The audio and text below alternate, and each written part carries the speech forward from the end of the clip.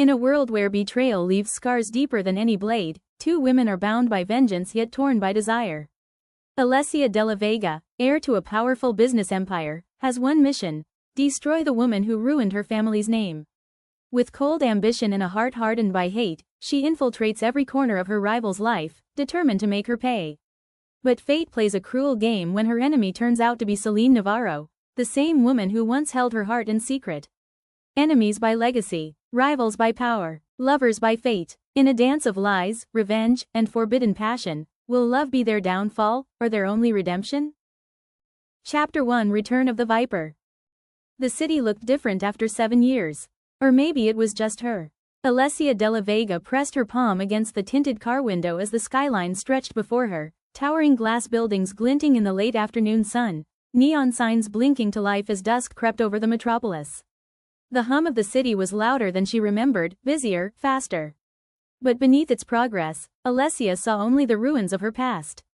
Her driver glanced at her through the rearview mirror. "We're almost at the Navarro Tower, ma'am." The name tasted bitter in her mouth. Navarro, the dynasty that crushed her father's empire, dragged her family name into the mud, and forced her into exile abroad.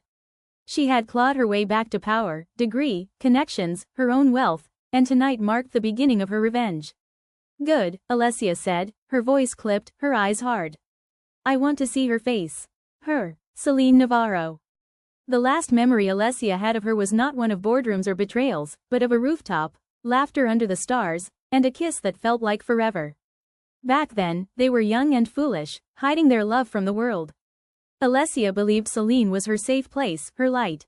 Until the scandal broke, until the Navarro's hands tightened around her father's downfall, and Selene, sweet, beautiful Selene, chose silence. Now, all Alessia had for her was venom. The car stopped in front of Navarro Tower, a monument of glass and arrogance rising into the night sky. Paparazzi lights flashed as luxury cars pulled up one by one. Tonight was the Navarro Group's annual gala, where the elite of Manila gathered to drink, boast, and scheme. Alessia stepped out, her black silk gown hugging every curve, diamonds glinting at her ears. Her heels clicked against the marble entrance as cameras turned to her, whispers following in her wake. "Is that Alessia Dela Vega? I thought she left the country? She looks even more dangerous now." She smiled faintly. Let them talk. She had returned not as the fallen daughter of a disgraced tycoon, but as a viper dressed in silk. Inside, chandeliers bathed the ballroom in golden light. Champagne glasses clinked, violins played in the background, and the air reeked of money and ambition. Alessia scanned the room, her eyes sharp as blades. Investors, politicians, celebrities, they were all here. But she searched for only one face. And then she saw her. Selene Navarro. She stood at the center of it all, regal in a white off-shoulder gown that shimmered like moonlight. Her auburn hair cascaded in soft waves, her smile polite but distant as she spoke with businessmen twice her age. The crowd revolved around her, as if the universe itself bowed to her presence. For a moment, Alessia's chest tightened. It was unfair.